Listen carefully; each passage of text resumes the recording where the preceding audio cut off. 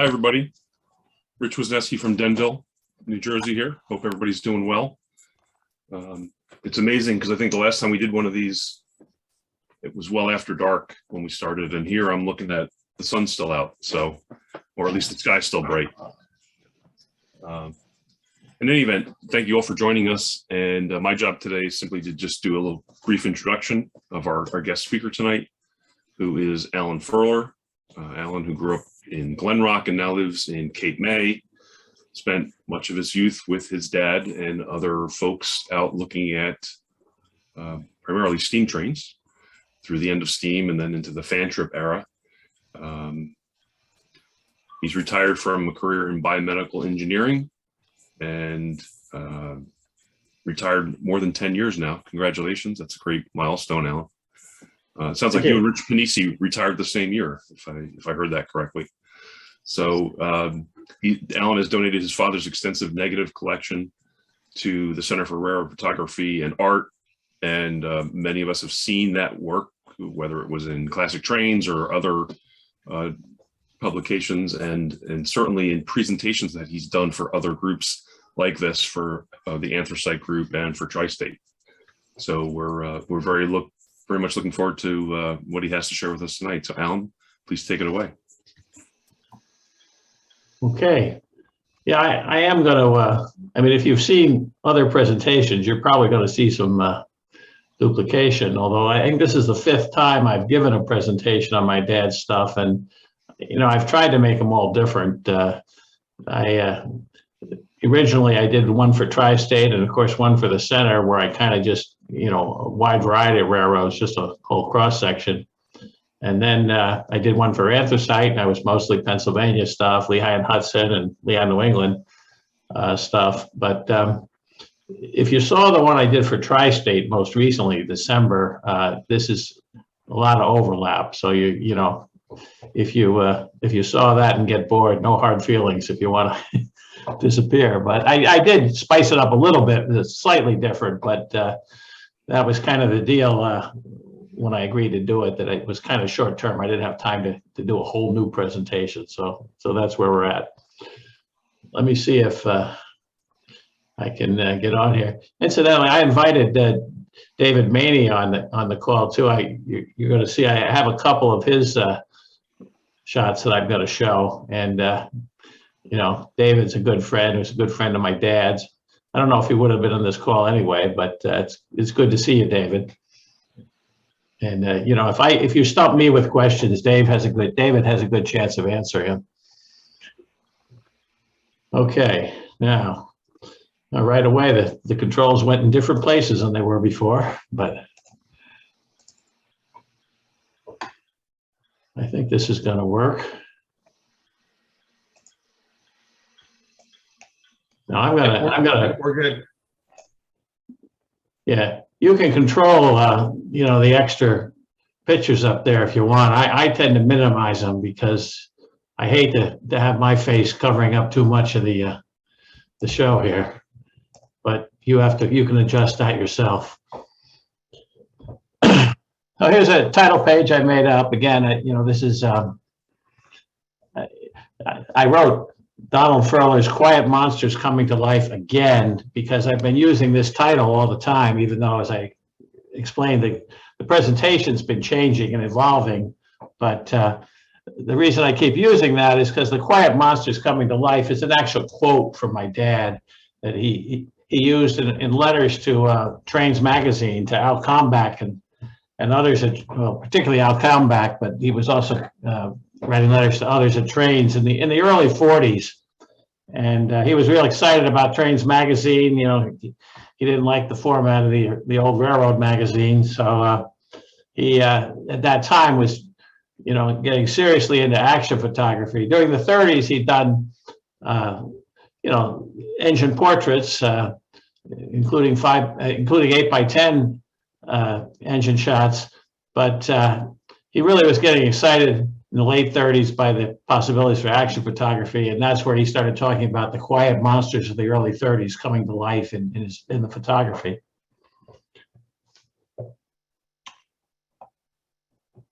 So let me make sure I can advance now. which I can. I have to go back down and use that magic blue button, I guess. Okay.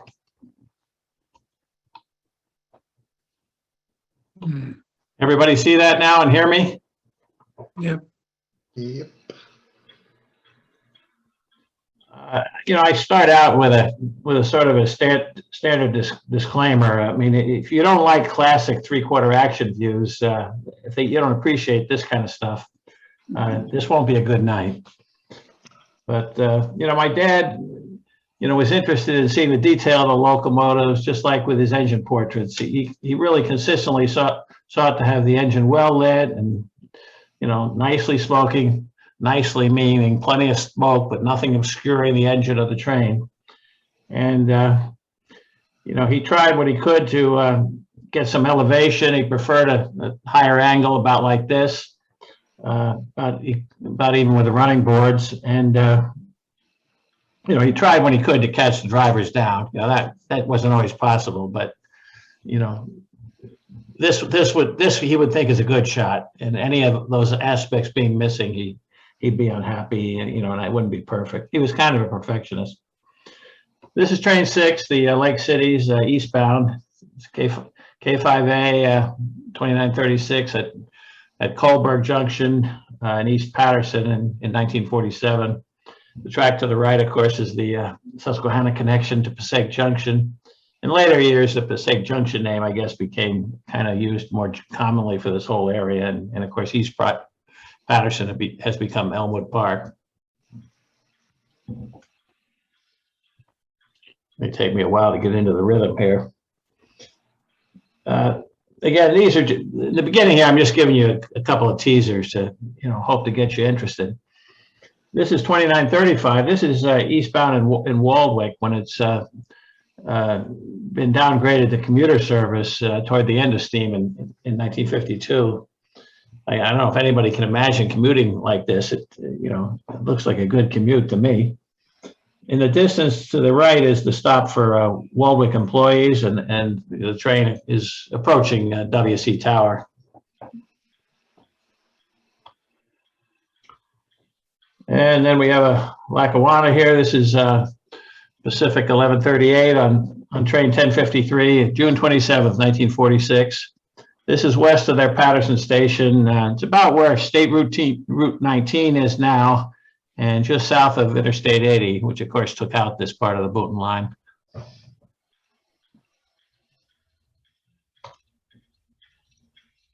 And this is a Lackawanna Pocono, and so-called on the Lackawanna, 484-1608, a train of empty hoppers leaving Port Morris on the cutoff.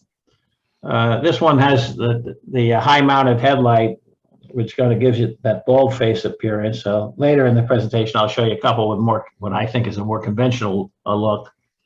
The switch on the right is the leg of the Y between the cutoff and the old main line.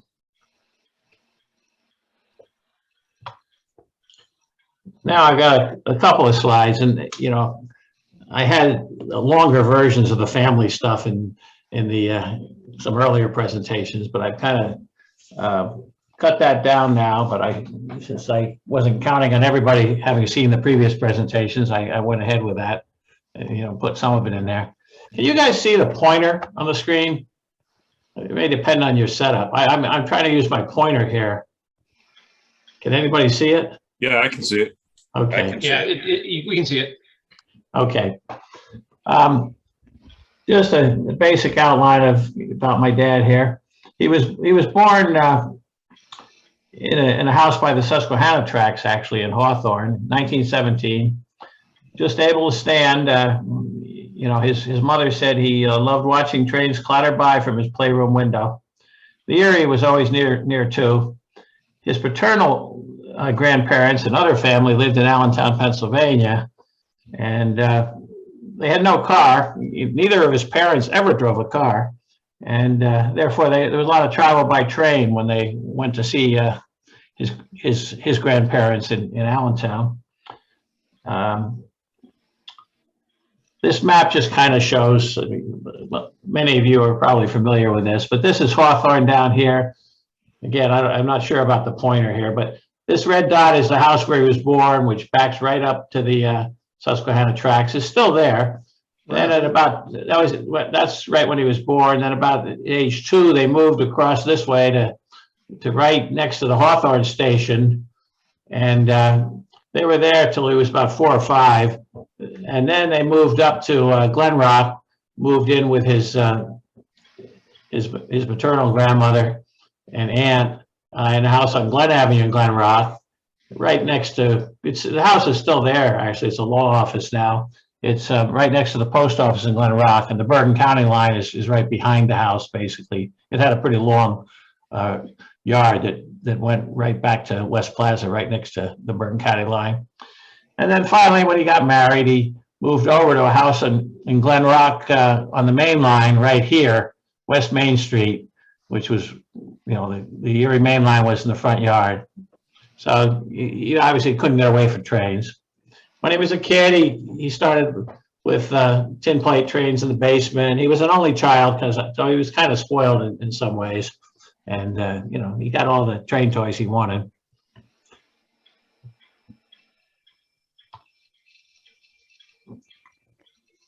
He started taking trains somewhere around 1930, 1931, taking photos. He first borrowed a box camera from a relative, I think, and eventually somebody gave him one. He started out with just Brownie box cameras, so the photography didn't amount to much in the beginning. He grew up in Glen Rock. There was no Glen Rock High School at that time, so he went to Ridgewood High School and then went on to Stevens Institute of Technology in Hoboken, for an engineering degree. Meantime, he went back and forth to Allentown a lot, and he fell for a girlfriend, his best friend of one of his cousin Margie in Allentown, Marie Wida, and they started courting in about 1938, I guess, and took a few years. His idea of courting was mostly romantic walks by the tracks, so it took a special kind of girl to go for that. But I guess she was in love back then, and enough to do that. And he graduated from Stevens in '38 with a BS in mechanical engineering. They got married in 1942 at new home by the main line in Glen Rock. I showed you on the map there. This is them standing in front of it. He tested aircraft engines for Curtiss Wright during World War II and had a defense deferment for that, so he never ended up in the military. After but he worked very long hours during the war. And of course, after the war, that all, disappeared very quickly. So he was, looking for a job, looking to find a permanent engineering job, but he worked for several years, actually, in the mid-40s, 46, 47 in there for the Erie as an extra board operator. He qualified for all the towers between Rutherford and Newburgh Junction, I believe. And, he was, of course, low man on seniority, so I don't know if he worked continuously all the time, but that is how he made a living for a while.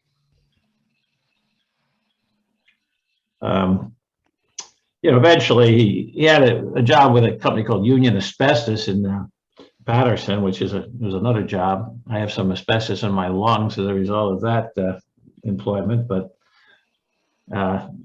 he eventually went on to Continental Can Company also in Patterson, just north of the Lakeview station on the main line, and he worked most of his career there as a plant engineering manager.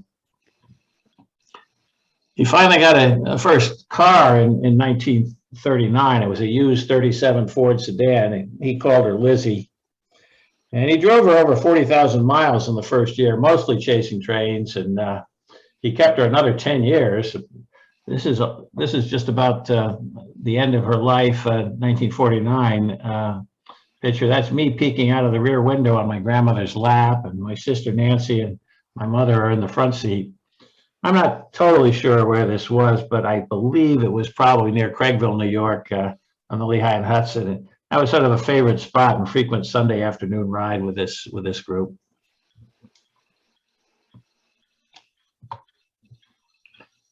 Here's the last of my family photos. This picture on the left, Cascade Y with a D&H Challenger. This is a David Maney photo, which you know, I kind of love because it shows, you know, how I spent my youth. This is me. This is my dad talking to the engineer. He's probably either lining up smoke or locations, or maybe even a cab ride or something. David got a cab ride at the same location. I don't think it was this day, but he can tell you that story. On the upper right is just a picture of my dad, a kind of a standard one when he was about 40 years old. And the bottom right is my dad and mom on their 50th wedding anniversary. This was my house at that time. I was in Sparta, New Jersey, in Sussex County.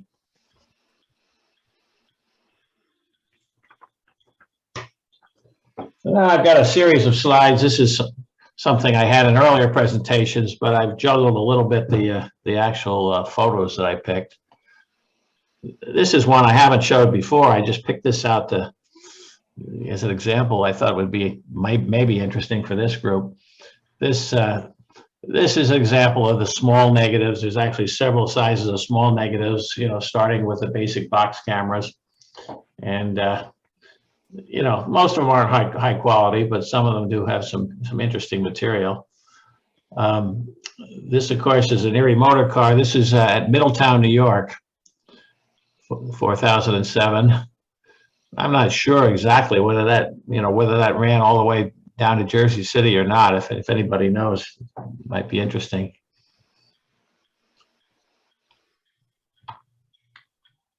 Then he moved for his still photos to an 8x10 view camera. You see an example here. This is the photos on the left margin just show the kind of the setup with the camera. Of course, it was huge and bulky to transport, but you know, it did a nice job for its time. So he used this, you know, during the mid to late 30s. And of course, it really wasn't capable of action shots, but you know, this is what he spent a lot of time with it during those years.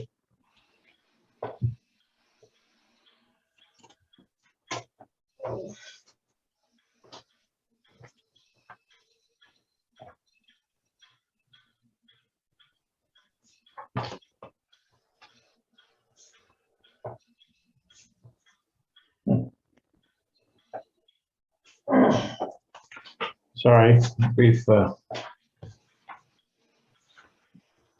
I lost a page in my notes.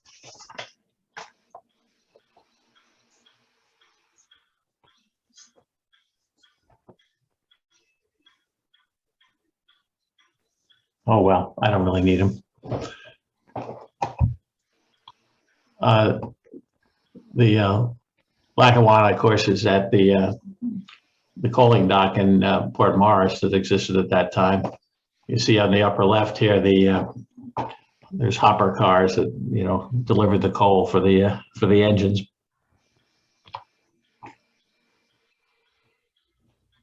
This one, you know, I thought about putting something Erie or Lackawanna in here, but I just like this double shot, so I left it in here. He got his first camera that was capable of action shots was a Graflex camera that used film packs and you know, had a focal plane shutter. So still a small compact camera, but it was capable of stopping the action. This is, of course, leaving Jersey City, Communipaw Avenue, approaching Communipaw Avenue, and you know, two trains. One's heading for A21. I think it's heading for what was then Mach Chunk, Jim Thorpe, and the 161 is heading for Atlantic Highlands, I believe. I always get a kick out of this one too, because you notice he's standing on a main track and the signal's cleared. But, you know, you could obviously do a lot of things back then that you couldn't do today.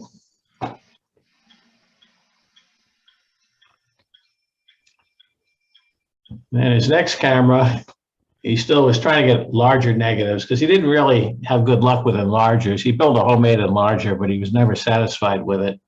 So his next camera was an anniversary model 4x5. Give some of the details there. Won't bother about that. But this is a Sussex Branch local, I guess near Andover, and he used that only for a couple of years. Actually, later on, he loaned it to David Maney for a while when David needed a camera. But my dad really didn't favor it because he thought the format was a little too squarish. He wanted to show trains in a lot of, not just the engine, but he wanted to show the whole train in many situations. And he liked a little more elongated format. So that led him to 5x7, which was kind of his last camera during the black and white era, the black and white, the end of U.S. Steam. And most of his peers thought that was really too large to handle, but it suited him well. He was a pretty big guy. And this happens to be, again, I could have substituted something else in here, but I like this one. This was actually the first shot he ever took with the 5x7. This is on the Lehigh Valley. It's the John Wilkes streamlined 2102 eastbound in 1941 at Bloomsbury. And again, you know, it's his first shot with a new camera. So now I'm going to really get more into the Erie photo gallery. The way this presentation is organized is basically geographically as much as I could. I'm going to take you from Jersey City to Port Jervis with a series of photos. Except I'm not going to start out with one of my dad's. This is one of David's photos, and I asked him for this earlier in the week. I couldn't lay my hands quickly on something comparable by my dad, and David had an article that has just appeared in the current issue of Classic Trains, the summer 2022 issue. I mean, if you haven't seen it, you know, get a copy. It's a great article. This is a photo of three Erie K1 Pacifics preparing to depart Pavonia Terminal. This is just one of 16 included in David's article. You know, David is also in the process of donating his negatives to the Center for Railroad Photography and Art too, so we kind of have a bond there too. Of course, I barely remember Pavonia from when I was a kid. I know I was there, but I didn't remember too much about it, so I like this view that you can actually see the terminal building. After Steam's demise, you know, things went to diesel, but then Erie moved out of Hoboken Terminal. Most trains in October of 1956, but the last Northern Branch train was there until December 12th, 1958 was the last train, and everything was in Hoboken after that. Here's a companion photo by David, pretty much the same spot, I think, looking the other direction. So you can see the Erie's terminal tower there, and the throat of the yard looking west. Here's, you know, now we're going to my dad's photography. It's an oldie from 1940, K4B 2749, departing from Erie's Pavonia Terminal with train 27. The Union Terminal Cold Storage Building to the left on 12th Street is very close to where the Holland Tunnel Toll Plaza was until very recently, when cash tolls were eliminated. But you know, the entrance to the Holland Tunnel is right behind that Union Terminal Cold Storage, where that was in this photo. Is everybody still with me there? Yep. Okay. Yep, speechless. It's funny, you know, this is only my second Zoom presentation. The others I've done have been in person, and you get no feedback in this.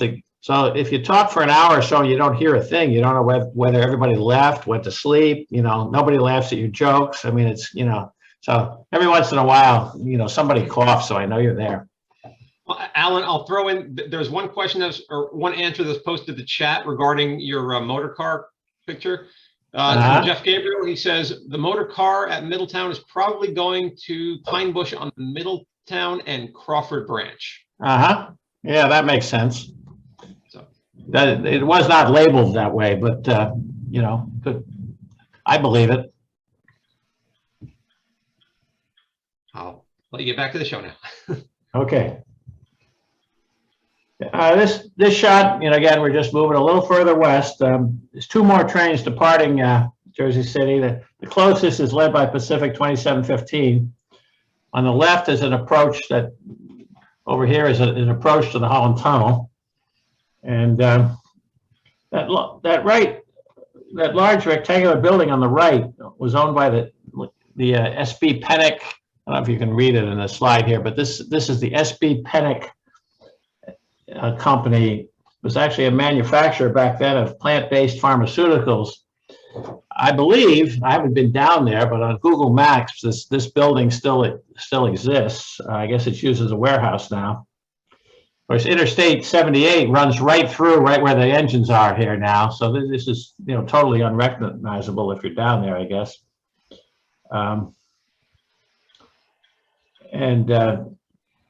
These tracks to the left were freight tracks that were at street level too. So, and you know, left into the Bergen tunnels. So, you know, very complicated layout down there. I don't know if anybody successfully modeled that, but it's a pretty interesting area.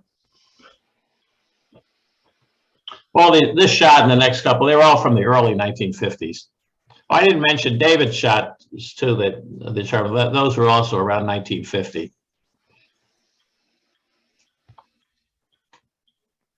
This is another view, essentially the same spot, you know, closer shot of the train with Pacific 2554. Notice the open window air conditioning and the Stillwell coaches on the of the train in the foreground.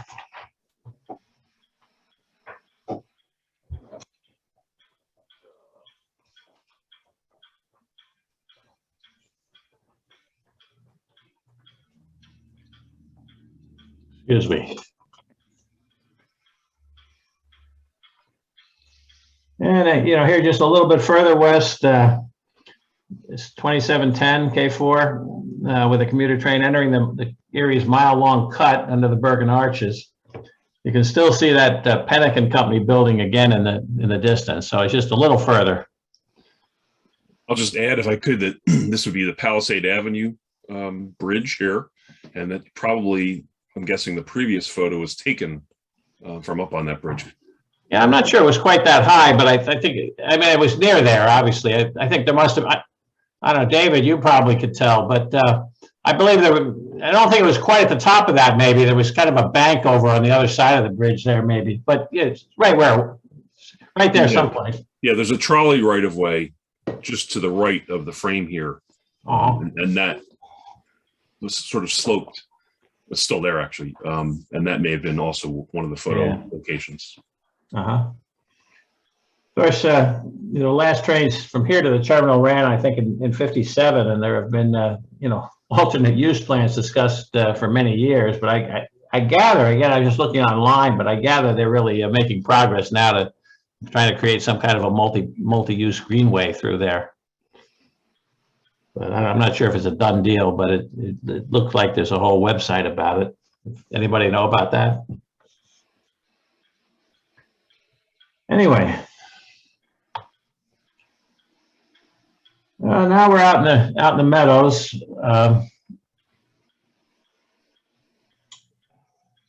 This is 2716 K4 drifting down eastbound from the Hackensack River Bridge. The freight leads out of Croxton Yard are on the right. And this is right where the Harmon Cove apartment complex would be now, I guess, on the right here.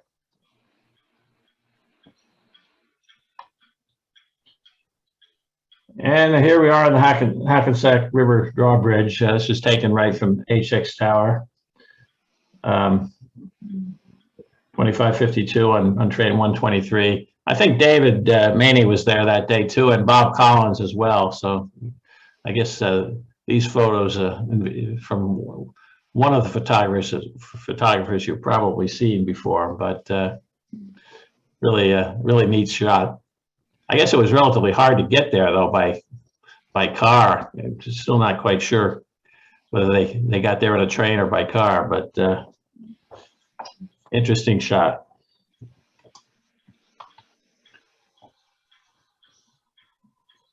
Now we jumped all the way. I didn't find a lot of good photos between there and here in HX. This is an older one again, 1940. It's advanced number 87 with K4B 2750 at Colberg Junction. I believe that to the right is BT Tower, which didn't last. I guess it was automated from Ridgewood Junction at some point and closed, but in 1940 it was still there. Of course, these Erie Pacifics could handle either passenger or freight. They were multi-purpose.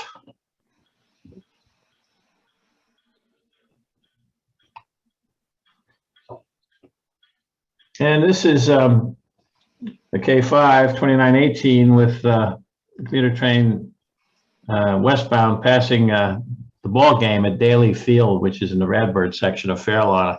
I like that one with the ball game. I actually have a couple of different shots. My dad, I guess there were often ball games going on there during the commuter hours.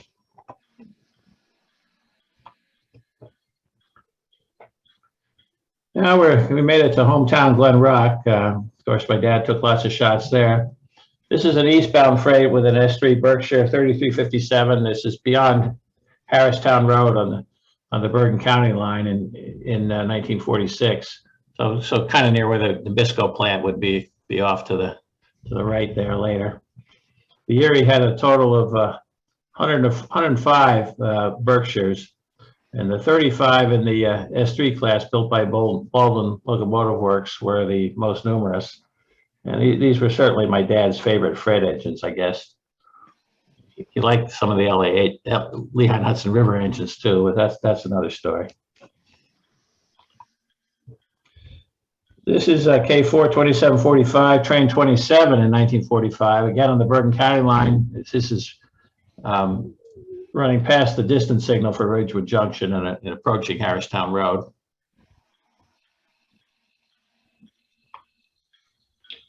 Now this is on the main line in Glen Rock. This is a spot my dad probably took more photos than any other, just because it was about 1,000 feet from the house, and an easy walk, and a train was coming up a dip, so it tended to smoke well there, and it also, the tracks turn slightly around to the east, so the morning Erie Limited is about the only place you could get sun on the front of the engine.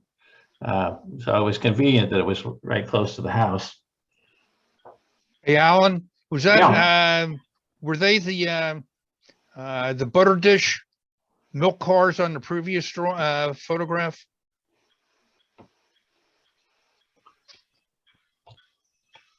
I don't know. Wait a second.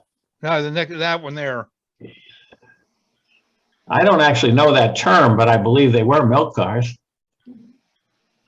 They're not the butter dish ones. They're the ones that could be transferred to trucks, the National Car Company ones. Okay. You guys know more about this stuff than I do. I'm just a kid. Anyway, This is engineer Rutherford Bill Smith, who was, I think this is 46. He was either 1 or 2 on the Erie roster, because that's why he could hold down the Erie Limited. And you'll see my dad developed a relationship with him that, you know, in earlier presentations, I talked quite a bit about the whole story of how they met, but I kind of cut that out here. But the real short answer is he showed up at the front door, you know, asking if who in the world was taking pictures of his train every day he went by. And my dad, you know, had been spooked a little bit during the war with other people questioning taking pictures. So at first he thought Bill was a FBI agent or something, but they made peace and got to be really good friends. And my mother was sort of new to, you know, she's a Pennsylvania girl, newlywed in New Jersey, didn't know many people. And Bill and his wife, Roberta, kind of adopted the young couple, and they really became good friends. And Bill was called Rutherford Bill, I think, on the railroad because he grew up in Rutherford. He lived in Clifton by this time, but people, you know, I guess there were other Smiths on the railroad, so to differentiate.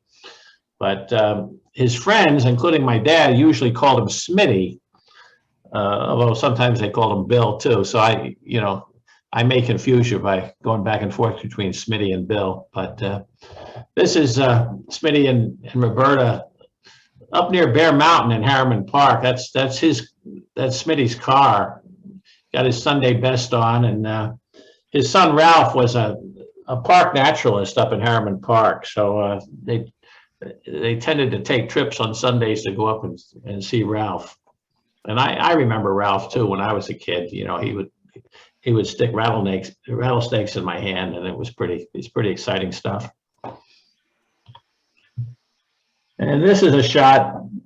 You know, my dad had this correspondence going with Trains Magazine, and you know, when he got the new house, he sent this photo to Al Comback, and he said, "This is not for publication." He was just kind of bragging about his new house, and you know, he obviously kind of staged this, but he was taking it from what later became my bedroom out the window, and to get a little elevation, and he posed my mother in front of the house, and that's Bill going back.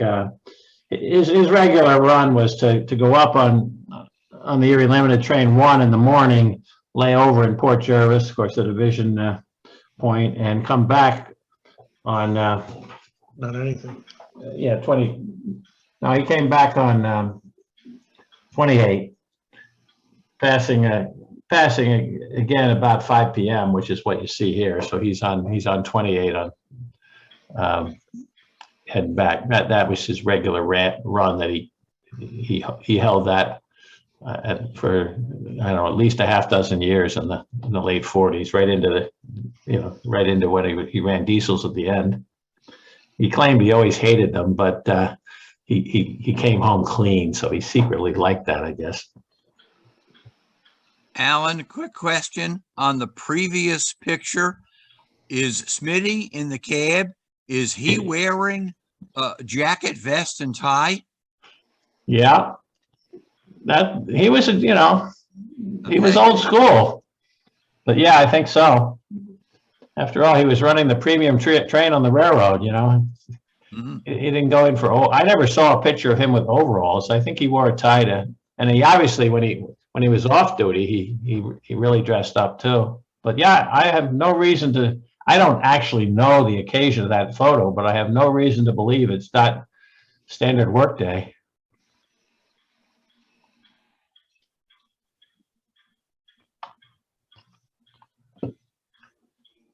Here's another shot of this is Smitty again on 28. This is actually right in front of my parents' home. You know, basically right in the front yard. The house would have been to the left here. This is June of 42, the month my parents got married too. So they were. So Charlie, is that the butter dish milk? Yes. There? Yeah, Okay. those are the real butter dish. If you notice, they're solidly connected to the frame. The previous picture, they could be slid off onto trucks. And that's an access store in the middle? Yes. Okay. Cool. Here's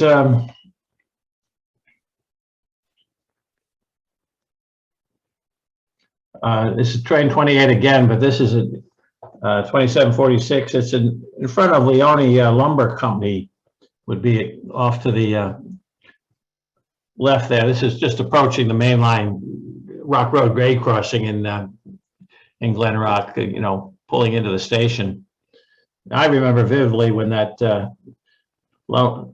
Leone Lumber had a serious fire in 1956, and there were hoses all over the tracks, and Erie was totally shut down on the main line for hours and hours. And of course, the lumber company's not there anymore, but that was a big event in Glen Rock history.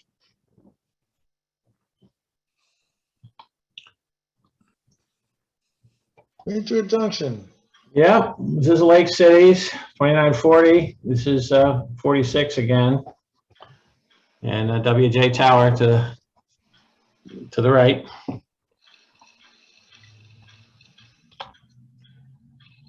This is the Erie Limited at Ridgewood Station. This was unusual. My dad was not a, you know, he took trains and engines. He didn't take this kind of stuff very commonly, but in my teenage years, I was doing darkroom work for him, and you know, we're selling some prints for unbelievably low prices. But I did work in the darkroom.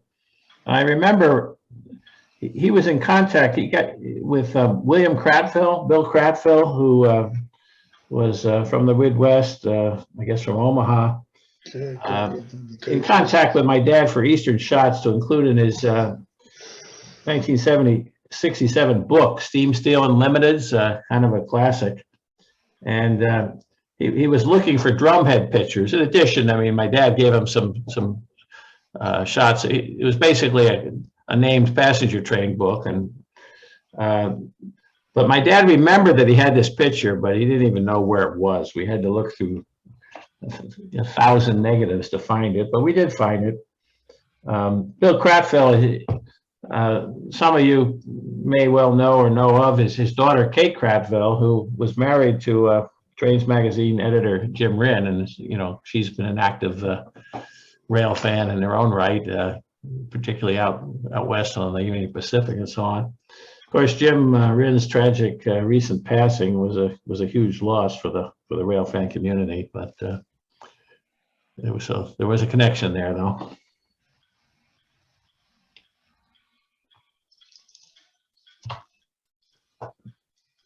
Oh, Yeah. This is train 67. You see the distant signal for Ridgewood Junction there. See, once you get the hang of it, it's pretty easy to get the locations because we're just marching up the tracks here.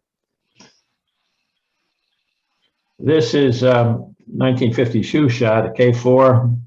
Train 119 entering the first curve east of Waldwick.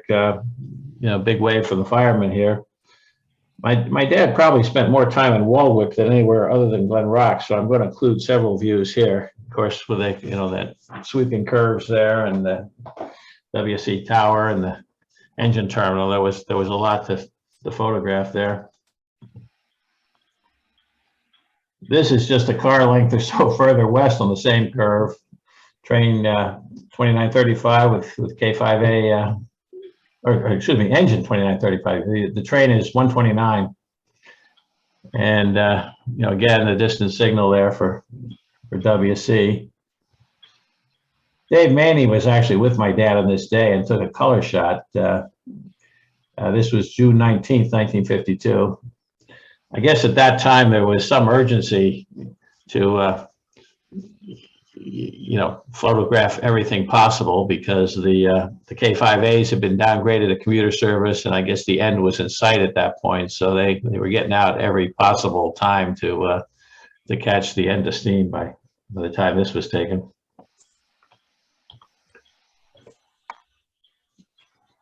There's a ground level shot at the classic curve at the S curve at Waldwick. That's 3380, 106 cars on the second. Oh, I'm sorry, I'm misreading my notes here. That's train 12, just disappearing to the right.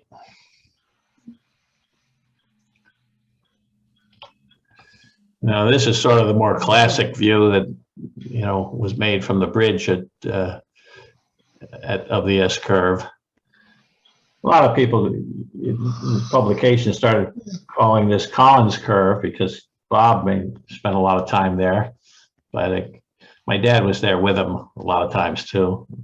Bob Collins, Robert F. Collins, was Uncle Bob to me, and he and my dad were friends from when they were teenagers and lifelong friends. So they went lots of places together. My dad, because of the Allentown connection, spent more time in Pennsylvania than Bob did. But when they were on the Erie, they were very frequently together. Of course, Bob became a dispatcher on the New York division, and so he had a good line on anything unusual happening. So they were in constant contact. And later on, Dave Maney, young fellow, they kind of took under their wing, the two of them, and that's how Dave got involved in this crazy business. This happened to be Valentine's Day in 1943. So my dad had only been married for less than a year. It's the middle of World War II. I always say, it's Valentine's Day. Let's hope my mom at least got a card.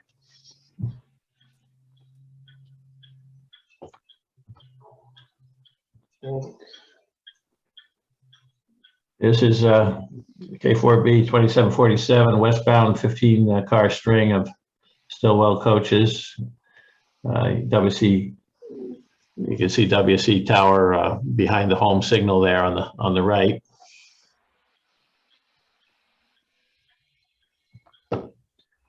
This is an eastbound. It's essentially the same spot as the last one.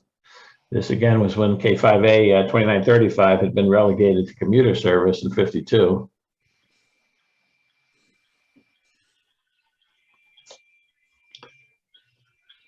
Makes you want to commute.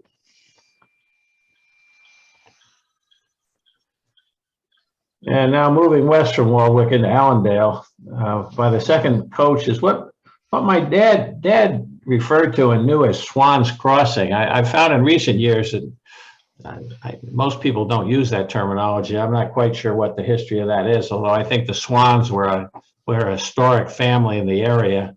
My dad actually had relatives in this close to here too. Not relatives he knew when he was growing up, but a generation or two before. There were some farm families in Allendale. So anyway, he called this Swans Crossing. I don't know. Do any of the rest of you call this Swans Crossing? I guess it's Chestnut Street is the actual road. Of course, plenty of Erie Lackawanna guys. I worked there in the 70s, and that was what we always called it, Swan Crossing. That's funny because in another group, see, this is the real Erie group, because I asked the same kind of question in Tri-State and nobody knew. But you guys are real Erie guys.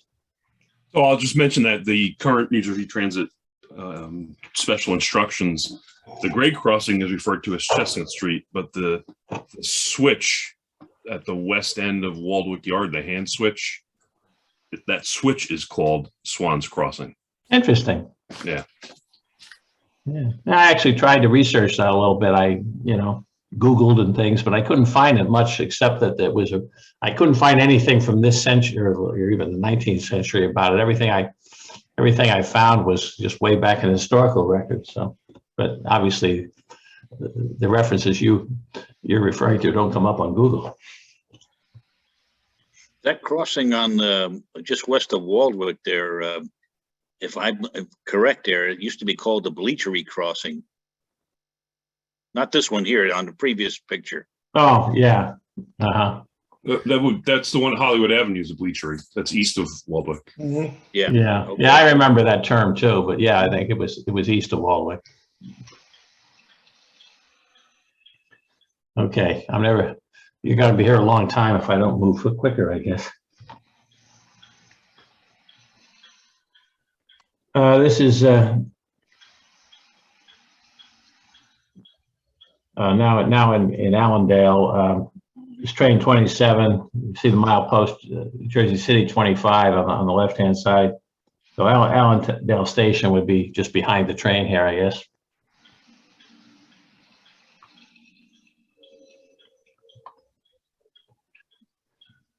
There's an S3 3365 eastbound train freight 74 in Ramsey.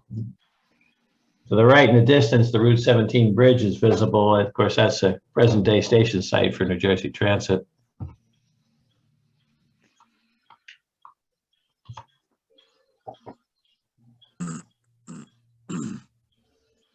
This is an older one. Again, goes to 4x5 negative, going back to 1940. It's Mawa, third section of train 98, behind S3 3355. 101 cars were noted. Nice ballast along the way there. Isn't that late to see the old diamond on a locomotive?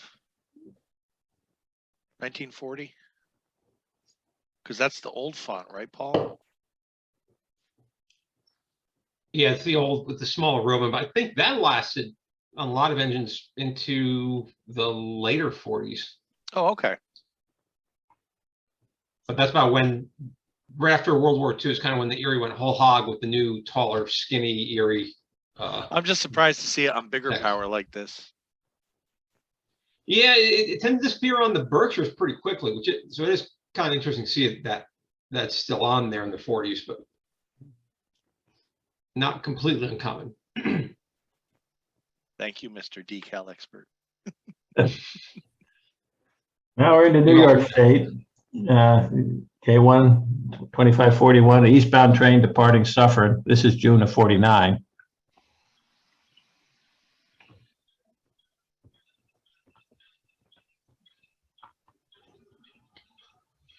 And here's a 17-car freight heading to the Fairmont Branch, K1 Pacific 2733. This is really Hillburn, I guess, or right on the border. Of course, crossing the Ramapo River there. These cars were picked up on the middle track at Ramapo, and which is towards the end of the train there, and heading up the Fairmont Branch. This is Ramapo. You can see the east end of the middle track there, where I guess they stored cars like for the Fairmont Branch.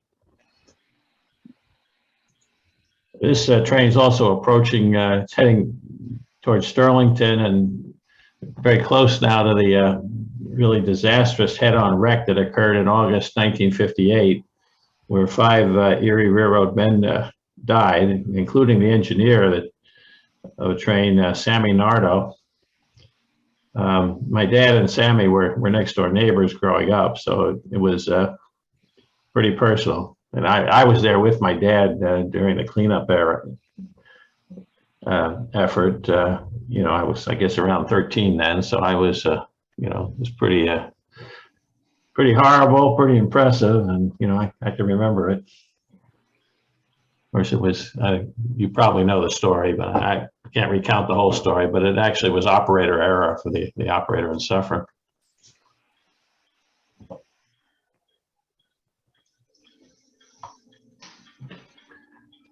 Wow. What the hell was that? This is 4x5. Another one going back to 1940. A 4x5. It's an S1 Berkshire 3321 with a westbound freight at Sloatsburg. So that's Route 17 to the right there. Of the total 105 Berkshires, the S1 class was less common than the S3s, I guess. The S1s were built by Alco Brooks in Dunkirk, New York, which was an online location for the Erie, actually the original terminus, I guess Western Terminus. Baldwin built the X3s, and the S1s and S3s were common in the New York and Delaware division. The S2 and S4 Berkshires were built by Lima in Ohio, and I guess the Erie generally kept them west of Hornell, like close to the builder if there were problems, I guess. On the few occasions when one of the Lima engines came east, it was an exciting big deal for the local rail fans. And you know, my dad had a few photos that show that, although I don't think I included any here because, you know, they weren't the best photos. But that was, they were, I remember my dad and Bob getting excited one time because there was an S4 coming east, and, you know, it was a big deal.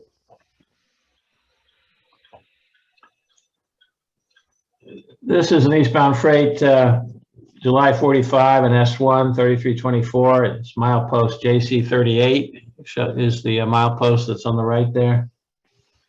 So it's a little less than a mile west of Tuxedo Station. The second car is on a bridge crossing the Ramapo River. They crossed the Ramapo, you know, several times in the, you know, in this area. Of course, the river is getting smaller and smaller.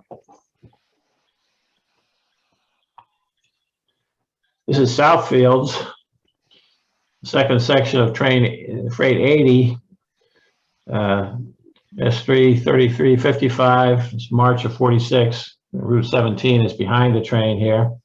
This was an unusually low angle for my dad. You notice he usually went for higher elevations. If he and Bob were talking about, they would refer about this shot, they would have referred to it as, I did a Lemessina today. That was the reference to their friend Robert A. Lemessina, who Yes, I guess this definitely looks like regularly it. shot at this angle. Yeah. And Lemessina grew up in the New York area, and so they knew him from the, you know, from the 30s. But then he moved to Colorado, and of course spent most of his life out there, and became a pretty noted railroad author and photographer out there. But for at least for my dad and Bob, they always referred to this as a Lemessina. Was somebody trying to say something there? No, just that it definitely is a Lemessina looking shot. Okay. Mhm.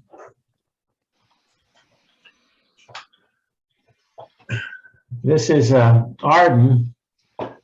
Again, Erie Limited, K5A 2940. 1947, and Bill Smith's running again here, running fast. Arden was a station for the Harriman family estate, and the siding behind the station, which of course no longer exists, was for the estate, and it was basically intended for their private railroad cars. I don't know how often they used it for that, but that was, I think, what it was partly built for. Of course, the houses on the right are on Route 17, and the New York Thruway would be right very close on the left here now.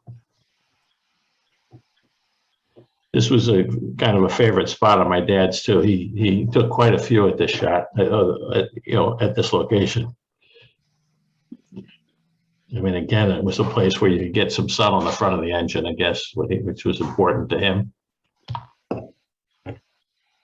So now my little tour here is heading up the Graham line. We're on, this is Woodbury Viaduct, westbound S1 3323. Of course, Route 32 passes underneath the viaduct here.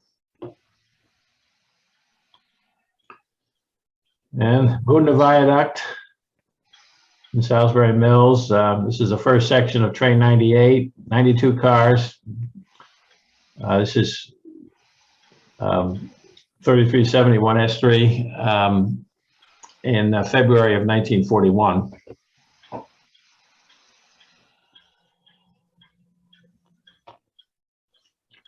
It's Campbell Hall,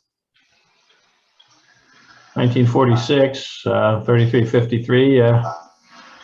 The train here seems to be all reefers, solid block of reefers there.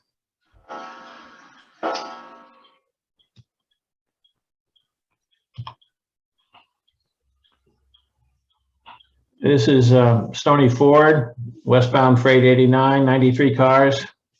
This is June of 46.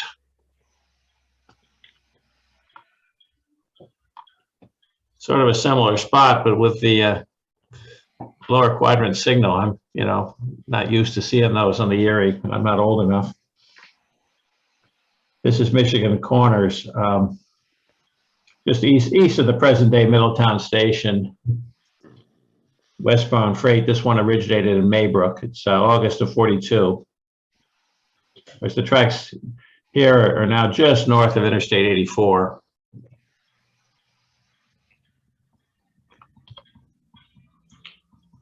This one I've shown a lot, but I like it. It's westbound at Middletown. This is west of the present day station. And it's the O&W crossing in the distance. You see on the left-hand side there, and then of course the bridge in the back in the distance there. It's a 3359 S3.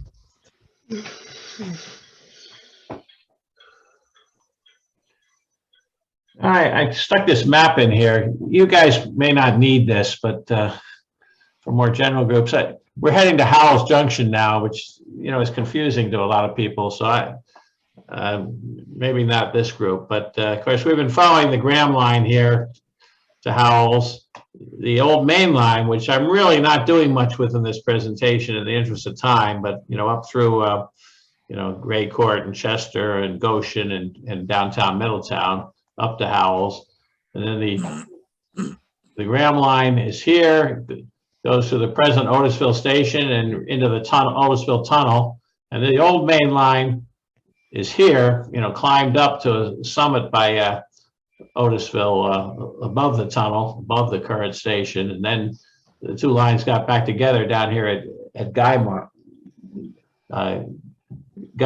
which is also sometimes called Graham, FX Tower, then of course down to Port Jervis. So that's the layout. I gather there were some switches where you could move back and forth between the two lines during this period, and I'm talking about the period towards the end of steam. But normally trains didn't cross over there. I guess they were at that time they were just hand operated switches. So most trains that came on the Graham line stayed on the Graham line, and passenger trains went this way.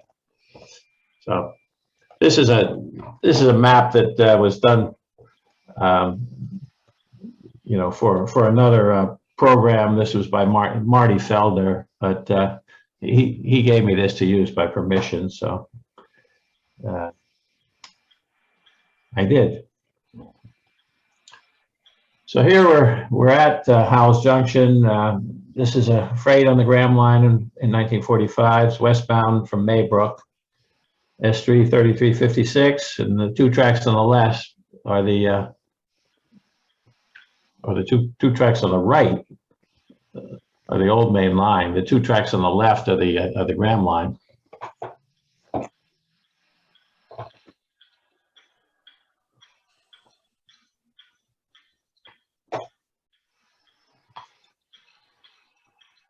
Now this is on the old main line. When I first pulled this one out, it was labeled as Howells, and I wasn't sure where it was. I had to do a little research on this, but I figured it out. I was talking with Doug Barbario at that time because he had done a presentation on this area for the O&W Railway Society, and was pretty good on this area. So this train, it turns out, is on the approaching Howells, westbound. In the back, this area with the rise here is what they call Middletown Summit, and you can't see without blowing it up on this one, but there's a bridge back there, the old trolley line, and there's a water tower back there, and this train is getting close to Howells, but came up out of Middletown. This was a local train 255 in 1945. Within a year or two, this train was cut back to Suffern, but this time it was running all the way to Port Jervis. Here's another passenger train on the passenger track. You can see now where the Graham line splits and the passenger line to Middletown is this way. This is actually the same train 255, but it's a different day, this time with K-Free Pacific 2509. This one was unique because it's the only member of the K3 class.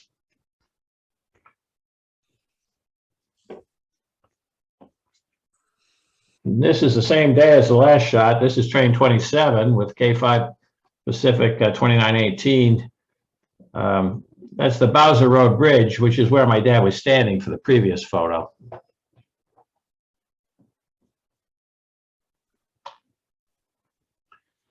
Here's the Erie Limited again. This is westbound. Now this is on the passenger line, the old main line. Actually, when my dad labeled this as Howells, which confused me a little bit when I was researching this originally. But I've learned that this is actually what some people refer to as Pearson's. This is about probably about 2 miles west of Howells on the old main line. And there's actually a business that's still very much active there, Pearson's Farm, which hosts families for picking apples and pumpkins in the fall. And I guess this, to the left of the engine there, you can see there what had been part of their orchard. I guess those particular trees aren't there anymore, and now it's a tunnel of trees here, which is why it wasn't totally easy to figure out. But the farm itself is still there. Now this one is Bill Smith again. I don't know if you can see it, but I actually made an enlargement here. You can see that's Bill hanging out on the fireman's side. I suspect that means that the shot, the smoke might have been prearranged. Of course, leaves me the question with who had their hand on the throttle at this point. Hopefully there was somebody else in the cab, but this looks like the fireman and there's the engineer. So maybe he had somebody else.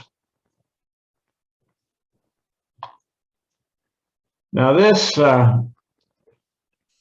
is the top of the hill on the old main line in Otisville. It took me a little while to figure this out too. It may be real obvious to some of you guys, but you know, of course, my dad labeled this as Otisville. My first thought was freights go through on the Graham line, but of course, you see the caboose behind the engine. That's kind of a clue that frequently the pickup freights, or what they sometimes call ordinaries, that ran on the passenger line had cabooses on the front, it appears.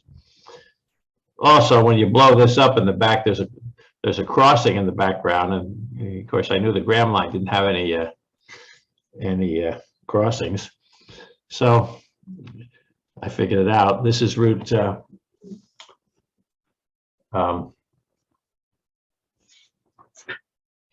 What's the route number? I forget the route number now, but 211. 211. Yeah.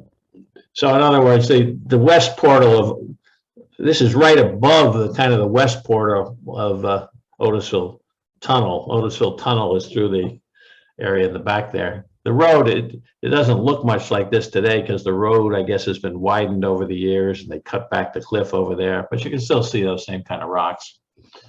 So obviously that's pretty good grade coming up through there. So they had to, it was a nice shot.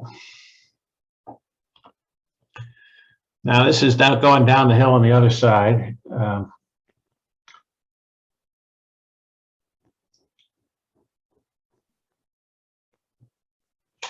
This is S3 3374. It's a westbound freight with 70 cars west of Otisville on the Graham line. This was taken from a Route 211 bridge, you know, a little, I guess, a mile or two west of the previous shot. I'm a little suspicious that, you know, the smoking down the hill here too, that maybe this was prearranged in some way. I'm not sure though, but my dad liked to do that wherever possible. He wanted to get the smoke. Here's a kind of darkly dramatic. This again is back to 1940. I'm mixing up the dates a lot here. So freight working up the upgrade from Port Jervis near Black Rock Cut in the back there. His leading is S1 3322, and the distance smoke is from a pusher. That was 210-2 4218 pushing.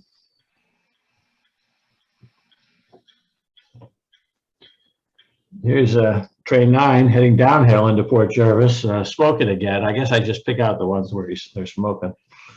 And, you know, view opening up towards the Neversink River Valley. Very nice area.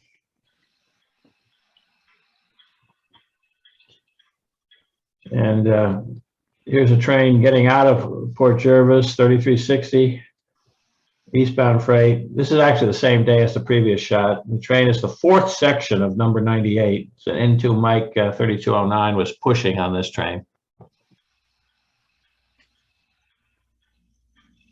And here's something you don't expect in a Furler show, a diesel, you know. I mean, my dad did take diesels later on and took, you know, a lot of trains in the after the end of steam, but you know, I'm only focusing on steam here, and his heart really wasn't in it the same way once there were a lot of diesels around. But you know, we did tourist railroads and a lot of different things. But anyway, I like this one because of the good view of the Port Jervis facilities. The O&W train here was with the FT 601 was passing through it with a wreck-related detour. This was April 16th, 1948. And one more on the main line. This is just a bit beyond Port Jervis on the Delaware Division. This is, of course, the bridge at Mill Rift. This is a class R2 210-2, a Santa Fe type. This is bound for Avoca to load more anthracite. And my dad shot many times at this location. Scott Lotus from the center, actually, in one of his talks, has a whole series where he's got about 30 shots here, trying to compare them all. But, you know, I picked out this one. I guess these engines mostly were drag freights and served as pushers out of Port Jervis. They did occasionally run east to New Jersey, but, and I've got some photos that my dad took of that, but I gather it was fairly uncommon. Mostly they worked around Port Jervis.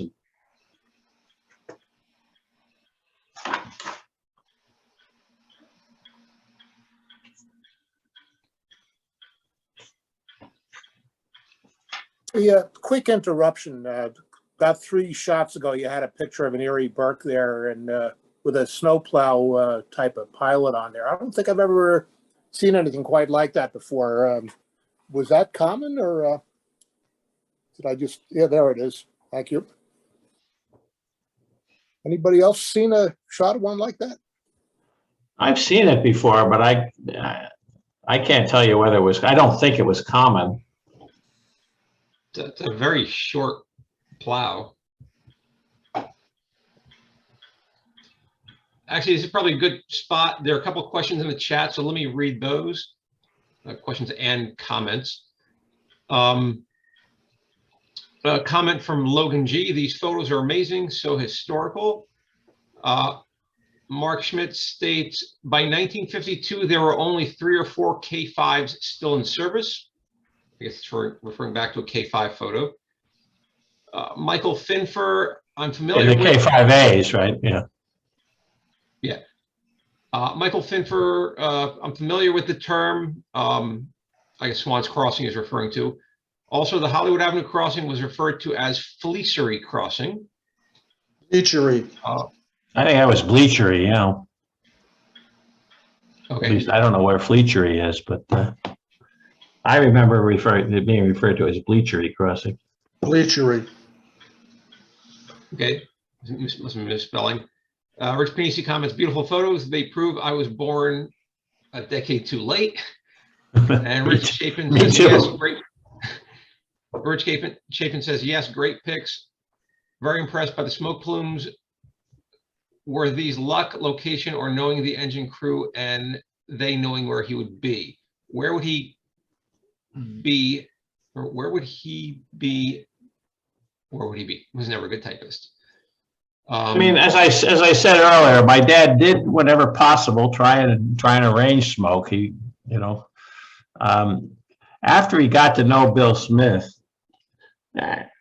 sometimes, not always, but sometimes he would talk to Bill and, you know, the night before and tell him where he intended to go the next day. And I think that one we saw a couple slides back where Bill was leading out of the cab, I think was probably, I don't know this for a fact though, but I would guess that's one of those, you know, where he was expecting him to be there and he was looking out to, you know, he had a, you know, good plume of smoke on and he was looking out to see if he was happy. Now, my dad probably wouldn't have been too happy with the shot if he had leaned out too far, but, you know, I think that was probably, and Bill, once they became really good friends, was not above talking to other engineers about it too. Like even on Bill's days off, you know, he talked to the guy who, you know, ran for him when he wasn't working, and he talked to other engineers. So he basically, you know, went around telling, you know, people in the locker room that this guy, Don Furler, is a good guy. You know, if you see him out there, do what you can, you know, to help him out kind of thing. So I think there was a lot of that going on. He was pretty well known. And of course, a lot of these were in the World War II era, where there was also this fifth column kind of thing going on, where people were reporting people as spies. But my dad was still able to move around pretty well. I mean, he was working very hard, so he didn't get out as much, you know, working, you know, at Curtis Wright. But when he did get out, he was well known on the railroad, so they, you know, they didn't report him. They tried to help him out generally.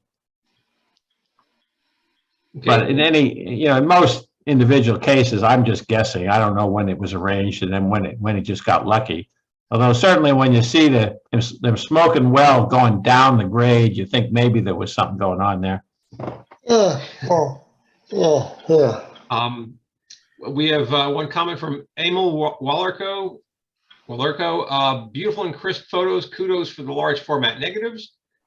And a comment from Bob Crone. I've seen a few other photos of Berkshires with a plow type pilot. I think that there's one in Dave Sweetland's Morning Sun Erie color book. And that's the comments for now. Okay. Are we okay to keep going here? I know I'm taking a long time here, but. Nope. Okay. Let's continue. All right, so that's it for the main line. I didn't take it further. You know, we could have another presentation someday on the Delaware division and, you know, things like that. But I cut it off here and picked out a few from some of the branch lines just to give a little bit of a flavor. So this is a real oldie.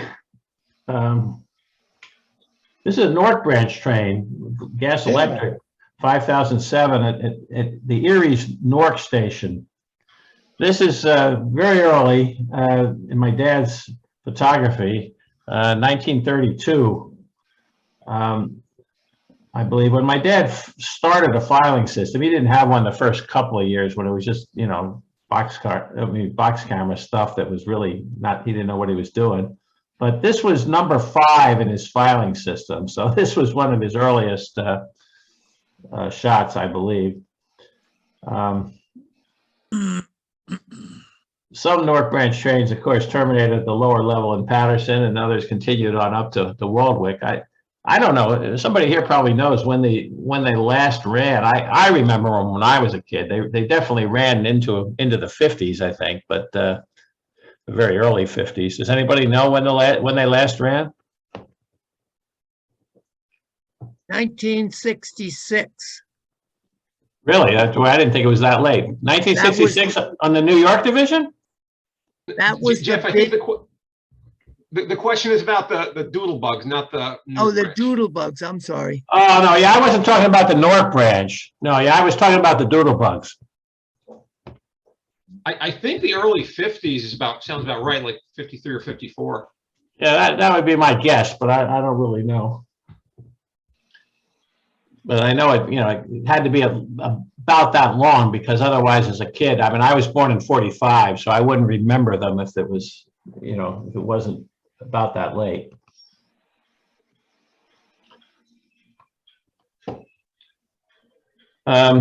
This is cheating a little bit. This of course was the main line.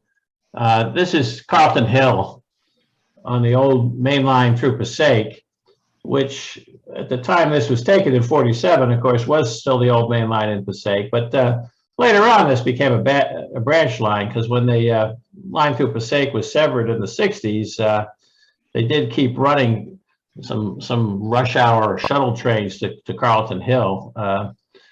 for a few years until October 66, I believe. So this is right, you know, in Carlton Hill, coming up close to Passaic River Bridge.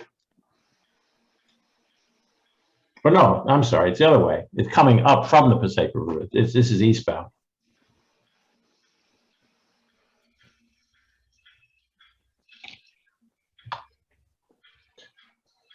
And it's a Greenwood Lake Branch train, K1 Pacific 2521, approaching East Lindsley Road in Little Falls in 1950. So this is Little Falls. Little Falls eastbound, you know, just about starting to climb up the Great Notch.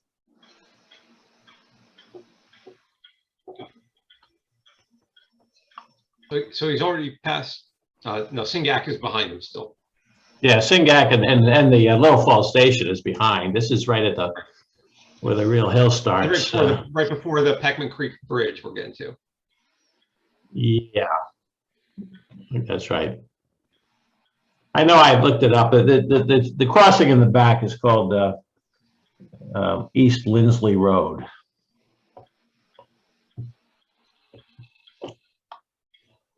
Here's a little freight on the Greenwood Lake. This is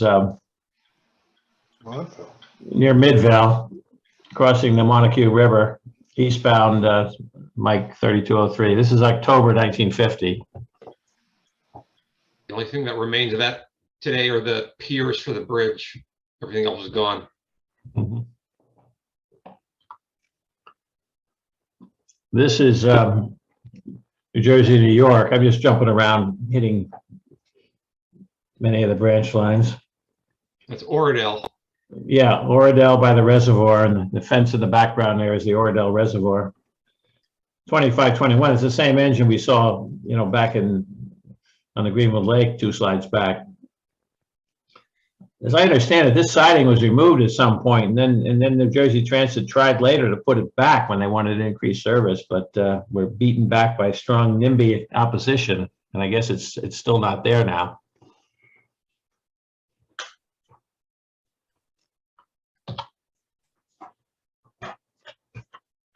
Now we're switching over to the Fairmont Branch. I picked out a couple on the Fairmont Branch.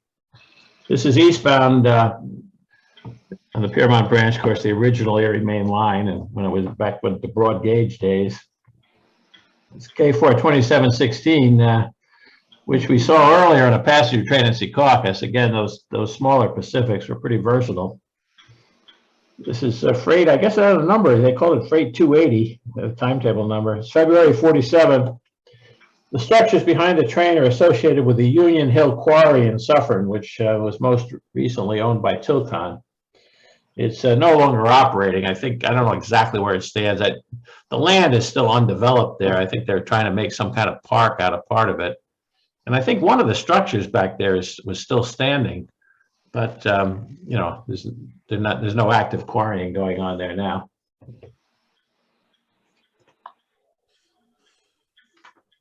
This is Muncie. This is an eastbound train approaching Saddle River Road. It's about a block.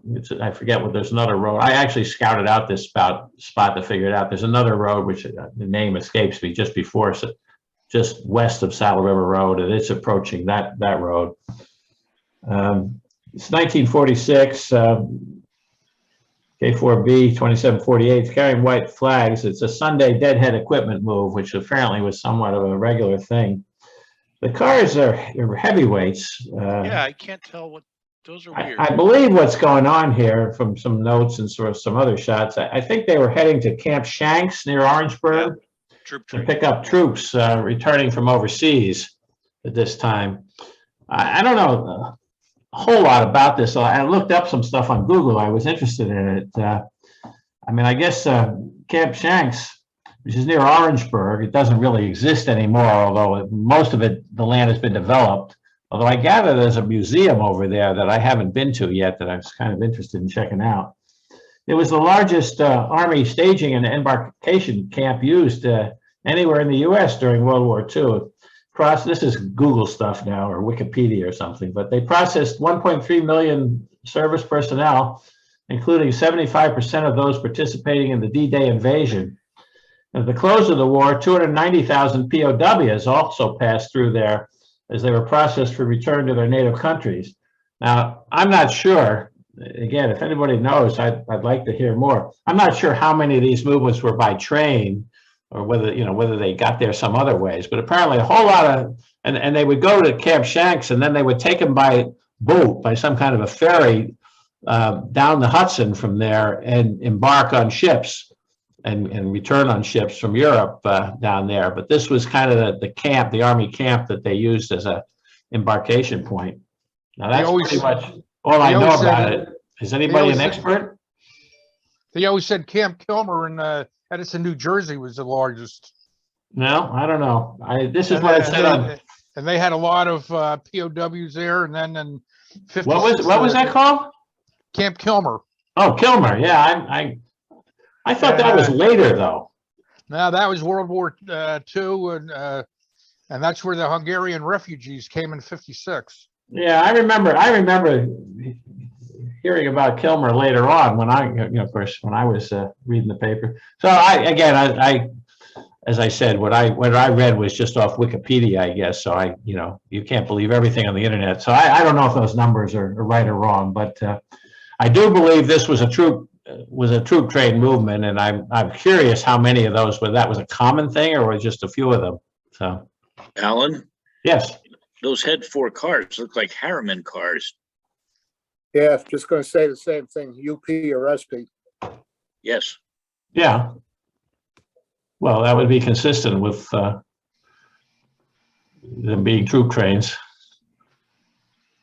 right? Yeah. Okay. Well, anyway, I'm still interested in that. If I figure out any more, I'll have a better story in my next presentation. Here I put a Susquehanna in a couple. Of course, Susquehanna eventually became sort of quasi-independent, but it mostly operated under Erie control and used a lot of Erie engines. Sometimes they had Erie engines that they relabeled as Susquehanna, but this is an Erie G15 460 10-wheeler, 972. It's a westbound train at Ridgefield Park, 1941. Of course, this is, before they had all the different motor cars and whatnot that they use in Bud cars from later. But Nope. Oh, not before? Nope. A lot of that stuff ran concurrently. Yeah, well, maybe so. Alan, if I could just ask, do you have the date for this one? I don't have it in my notes here. I think I do have it. I could give you the exact. It's in 1941. Sure. Okay. I have a pile of daily locomotive usage reports from 1941 for the NWSW. Mhm. Be interested in trying to match up with whatever the date is you have. I think I don't remember. I'd have to. I didn't try. If we can copy from my notes for this presentation. I didn't get the exact dates in most cases because Understood. that would bog me down even more. Yeah, But no problem. I may have it, so I can try and look it up. Yeah. After the fact, thank you. Who's this talking? This is Rich Wisniewski. Okay. I'll see if I can. I see if I can find it. How did you get those? I'm Back curious around where those 19 came from. They came from Little Ferry Rent House just before it was torn down. Oh, okay. They were up in a crawl space, and my boss at the time, who some of you guys probably know, Frank Riley, we did some work with Bob Kurdock, who was like the only old Susquehanna guy that was still around, and he said, "Hey, the rent house is coming down. If you want anything, come get it." So we took about 10 boxes of paper out of there. One of my dad's, this is getting aside, but one of my dad's mentors was Walter Lucas. Does anybody know that name? Yep. Walter was the official historian for the Erie, and he was also, he was a Hawthorne, New Jersey was his hometown, and he was very much into the Susquehanna as well. And I remember Walter when I was a kid. I mean, we would visit with him, and his whole house was like an Erie and Susquehanna, depository, and it sounded like the kind of stuff Walter would have had. He was a cool guy. Anyway, I digress. Here's another Susquehanna. This is 1940 again. This is approaching Rock Road in North Hawthorne. You know, Rock Road that comes from Glen Rock over the hill and right by Golfer Road. This is of course, a Russian Class J 210 oak decapod. This one's lettered as Erie's. These engines, of course, were built for Russia, but never shipped overseas due to the outbreak of the Russian Revolution in 1917. And ultimately, that one ended up being relettered for the Susquehanna because that was one of the 16 that they got after the split. Yeah, I noticed. I mean, I have photos of some of them where they did change. Many of them that in these years were Erie then did show up with. I'm not. How many were actually labeled Susquehanna ultimately? What did you say? 10 of them? I can probably go through my photos and. I was just curious. I thought the majority of the 16 they got did get relettered though. Okay. Yeah, I think they kind of did it gradually because they, you know, you can tell looking through my dad's stuff that, you know, some of them switched from, but there were always seemed to be a lot of Eries on the line when up to the end of steam too. So I think they maybe never switched them all over, but I don't really know. I think the ones they had that were still labeled Erie may still have been leased to them, which is why they never got relettered. Okay. And were eventually returned after the lease was up. Okay. Alan, this is Dick Wenzel. I have a question about the Susquehanna photos that your dad took. Specifically, how are those photos filed? I've looked at the Center for Railroad Art, and they're all lumped in with the Erie. And the only way you can differentiate them is the fact of where the location is. And if you get into a yard or a situation like that, you're going to have to go in and identify the. Well, that's interesting. I didn't know that, but I can sort of imagine that they, you know, of course they have, you know, staff, you know, interns and whatnot that are dealing with some of the filing that, you know, don't know as much as we do. And they probably get confused if an engine's labeled Erie, they might not have known what to do with it. Did your dad set up that filing system, or is that something the Center for Art put in? Well, it's a long story. It's a mixed bag. My dad's documentation, when it was good, was very good. And usually in the early stuff, like at 1940, would probably, I can't tell you without investigating, you know, any specific photo, but generally his documentation was very good up until 48 or so.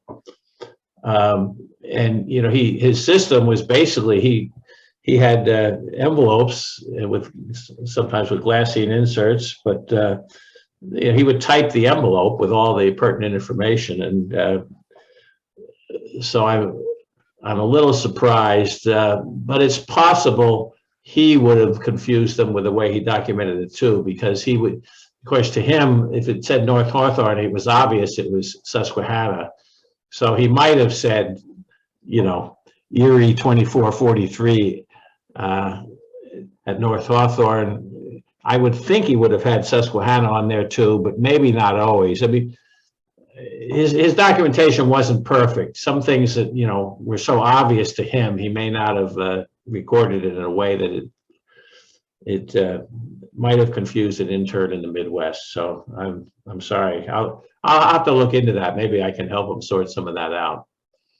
Yeah, that would be great. But later on, his documentation was sometimes very poor because towards the end of steam, he just got so busy getting out there and you know, trying to get everything before it was gone, and he lost track of his documentation at that point. Lost control of it, and I think he was at the mindset like a lot of us when we get older, we think we're always going to be around and remember it, and then, you know, and then he wasn't. And so so when it was good, it was very good, but in the later years it sometimes was missing. And actually that's why I've been picking David Maney's brain a lot, because in the later years, a lot of times he was out with my dad, and he was a better document at taking the documentation then than my dad was. But so it's a mixed bag. But I have not personally tried to find anything from the center the way you're talking about on the Susquehanna. So I believe what you're saying, but I guess what we'd have to do to get them to straighten out was give them call it to their attention and give them I guess a list of New Jersey Susquehanna towns, and make sure that they note that it's on the Susquehanna whenever it is. I guess there's a glitch in the system probably there. Well, thank you very much. Okay. Comment in the chat related to the picture here. One from David Maney. Railroad History 131 shows 16 Class J2 engines to NYSW in the 1942 to 44 years. And Rich Wisniewski adds Susquehanna owned 11 decapods and leased 5 for a total of 16. Yeah, but that doesn't necessarily reflect how many they actually got relettered, though. It could have been, I mean, I have a feeling the relettering happened over a period of years. But anyway, good information.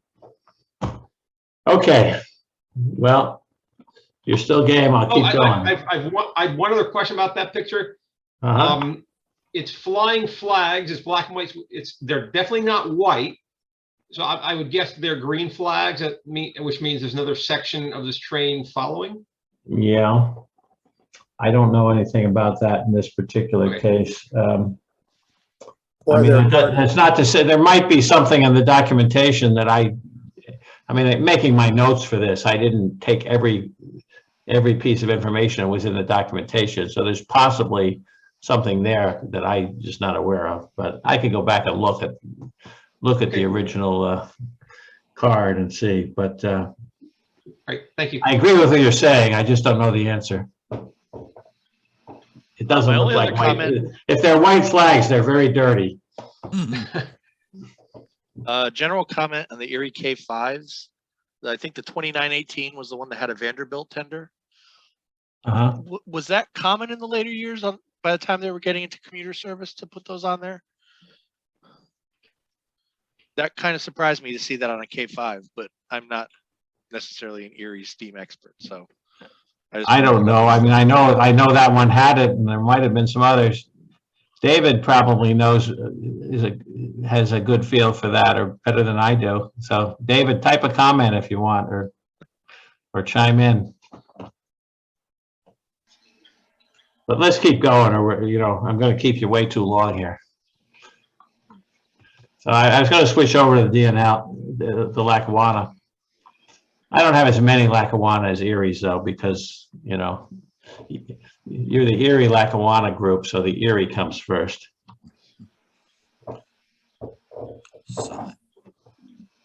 So anyway, here's a Lackawanna Limited.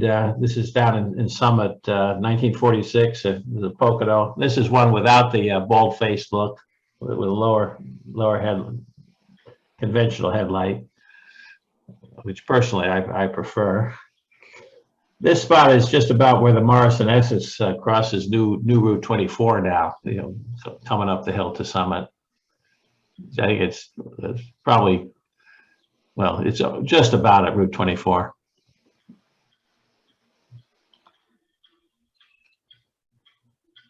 This is now heading back to the Boonton branch. This is train 1059. This is passing under the Route 46 bridge in Clifton. This is July 2nd, 1946. And this is just a little further up. You can see the bridge in the background there. This is my dad is standing on the Erie's North Branch bridge there. You can see the bridge in the bridge wall in the far right there. That's Erie's North Branch going underneath there.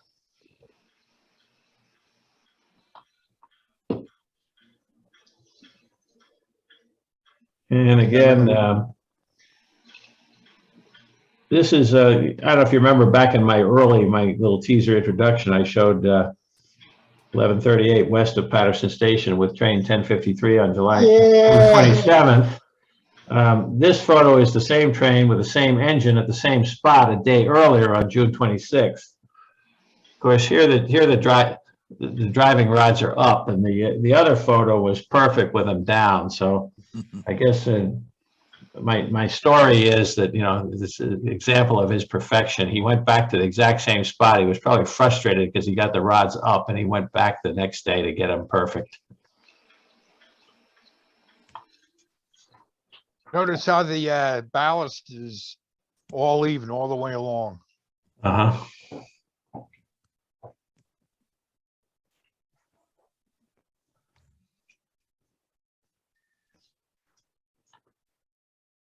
It's another one west of Patterson. This is a little further up, curving around the Garrett Mountain a little bit further. This is train 1055. Of course, this is where Route 80 took over the right of way, just a little bit further west here. And this is the same train about a month later in Totowa, this time with Pacific 1121. This is in Totowa, coming up the hill from the river there. And this one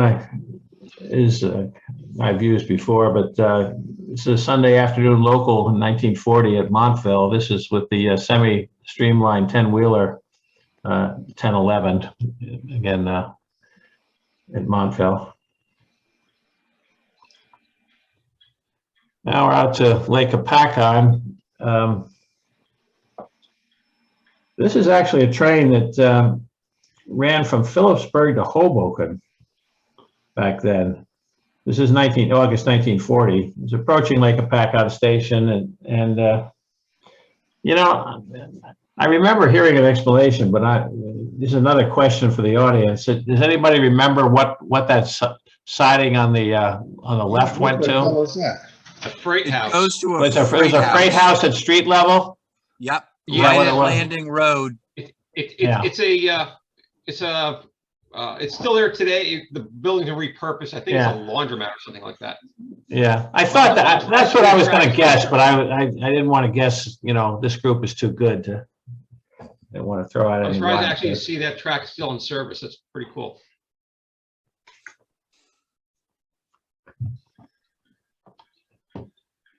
Now we're heading out the cutoff here. Pacific 1137 at Lake Lackawanna in April 41. Train 2, the Pocono Express. Of course, eventually New Jersey Transit may run here. You know, I don't know if we'll see it in our lifetimes, but I gather they're actually going to start working on the tunnel now. But speaking of the tunnel, here's the tunnel. My dad got at least a half dozen good shots at this location. He kind of kept going back there. This is, of course, one of the three-cylinder P5 mountains. This 2228. It's an eastbound freight in 1940 that has just passed the tunnel. I believe that first car wasn't it like a horse car? Somebody here probably knows that. It's a possibility, I think because I see a lot of high windows in it. Yeah, I think it's a car they had specifically for horses. But again, I'm not a modeler. I'm not an expert at that. But that's what I heard. It's not a Lackawanna baggage. No, it's not. No. Of course, the third cylinder is kind of hard to see. It's just inside to the right and the more visible one in this issue. I actually had a fancy little blow up here so you can see it better. Here you can see the regular cylinder, and then on the inside there, the third cylinder. The idea, as I understand it, was to get more power with less pounding on the rail, but it was very difficult to get to it for maintenance, and I guess they didn't didn't get adopted to too many other places. They were fine in Great Britain, but basically, it's just like you said, the maintenance torpedoed them in America. Yeah. The exhaust of those must have sounded very strange too. I kind of wonder what it sounded like.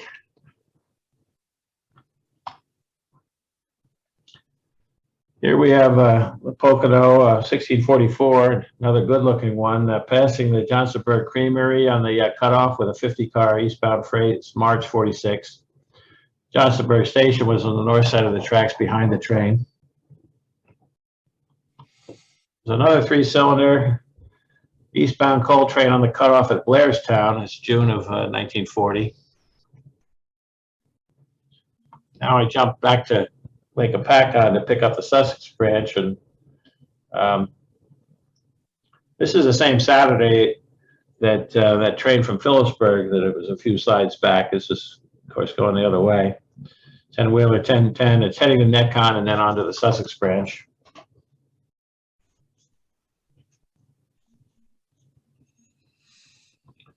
It's pretty almost the same spot. This is a just a bit further west. So it includes a partial view of the UN Tower there. This train is a 440 American at 970. The notes say that this was a train that was only operating from Dover to Netcon. I'm not sure what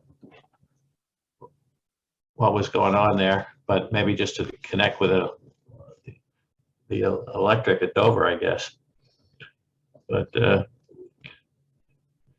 of a neat engine.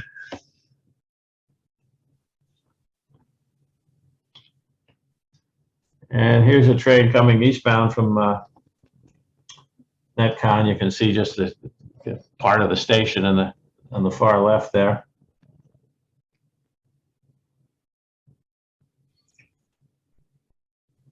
This is March of 46. I think that's actually the freight house we're looking at the far Oh, left. okay.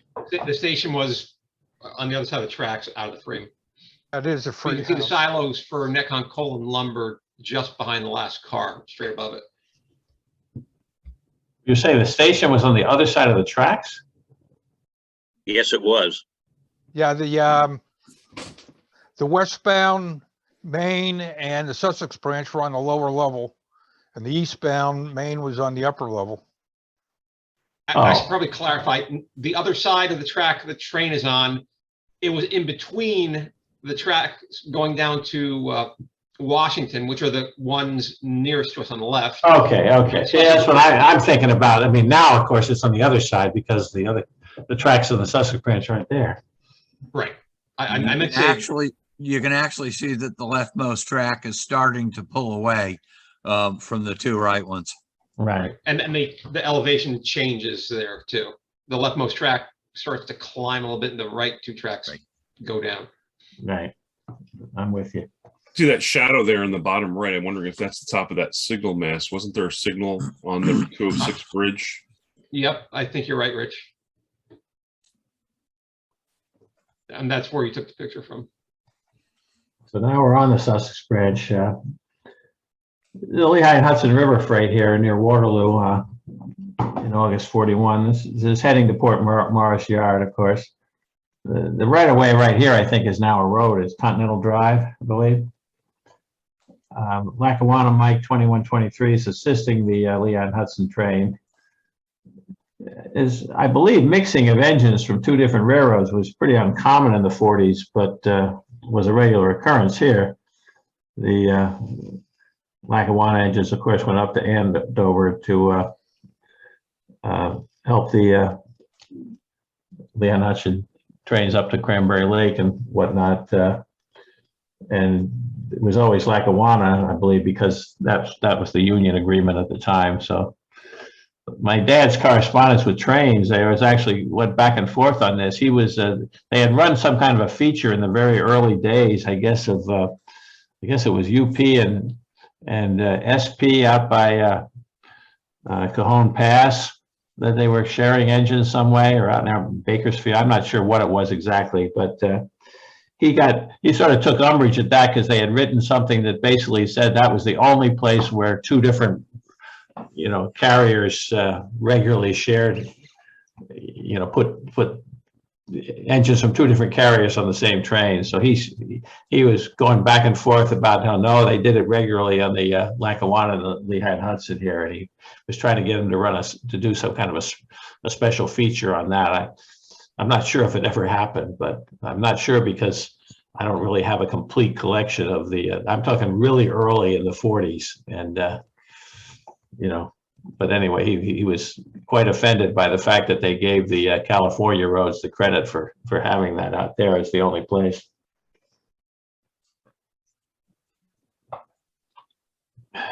It's almost the same spot, a little bit further west. He liked that spot coming across there. He took quite a few pictures coming through here. Kind of a cute little local train there, eastbound on the Sussex branch. 10-wheelers again.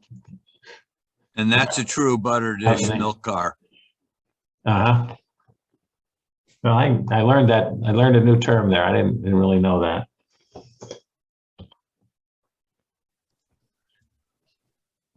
Further up the branch again, they seem to get a lot of older power on the trains on this branch. This is a 1908 Schenectady product, class F-16 consolidation, 791.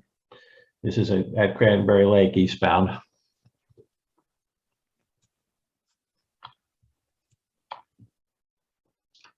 And here's another one of these mixed Lackawanna, Lehigh and Hudson double headers.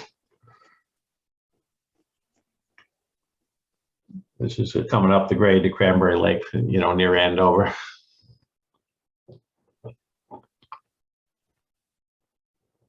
And another eastbound freight near Andover, class F-15 consolidation, 364.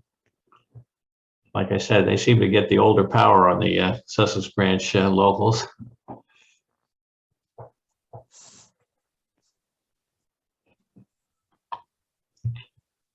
Here's a view of Newton.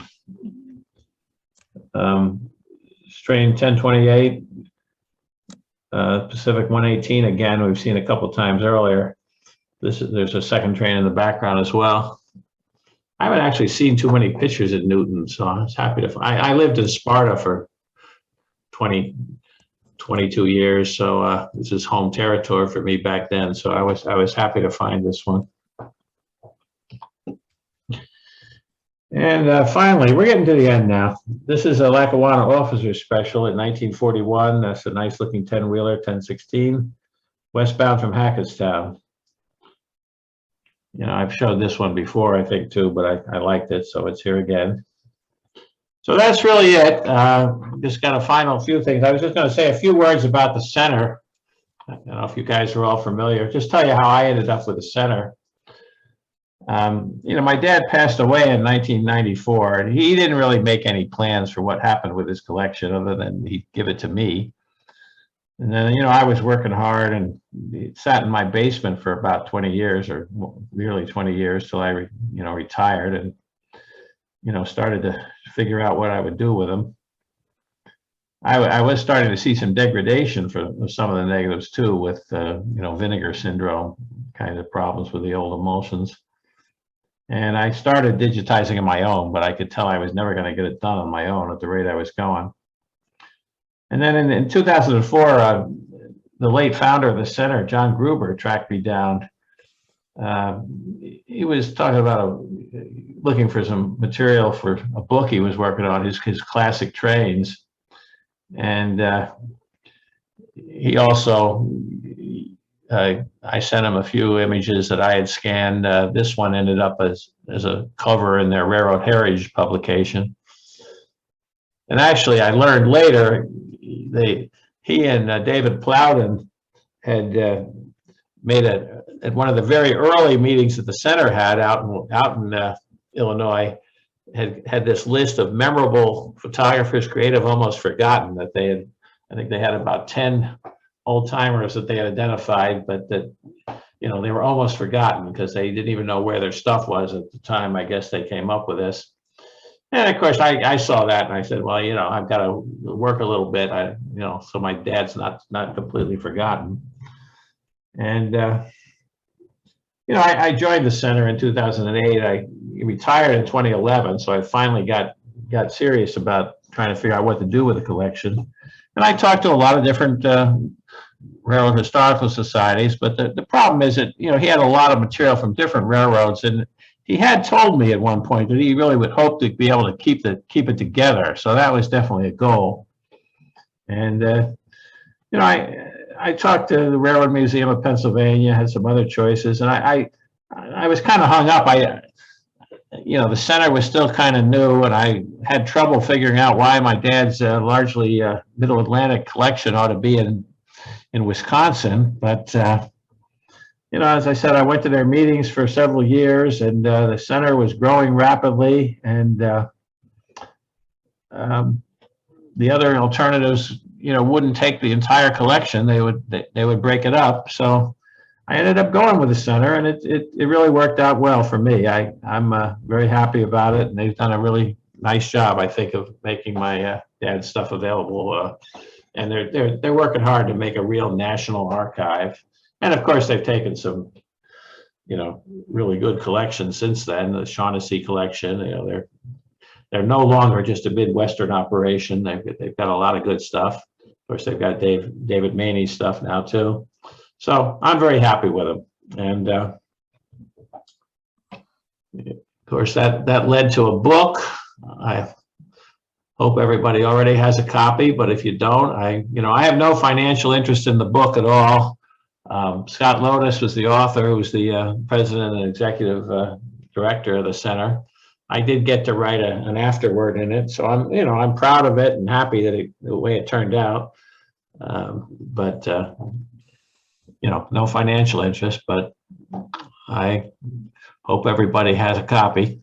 Yeah, it's a good book. There's a lot of Erie and Lackawanna stuff in there, not exclusively, but a lot of good stuff. This particular one actually is a Santa Fe. I was talking about Santa Fe's running east. This is along the Ramapo River north of Tuxedo. This is not the classic shot that my dad would have thought was a really great one, because it's on the wrong side. It's a dark side of the tracks, but Scott Lotus liked it. He's, it's dramatic, and it's a good book. So that's it, really. I'm acknowledging a couple people that helped me with various pieces of this, including Dave Maney for sure, and my wife Susan, who helps me proofread stuff. And that's it. Anybody have any other questions? We have a question and a comment in the chat. Question from Richard's iPad. What type of film developing agent did your father use? Pyrogalol, perhaps? I don't know if you know the answer to that question. I don't know what that is even. He used, he changed films, over the years. He tried different things. Super Panko Press was one in the early years. He did all his own processing for the black and whites. I mean, when he went to color, we haven't gotten into color slides at all. Then he used primarily Kodak, thank goodness, because those preserve pretty well.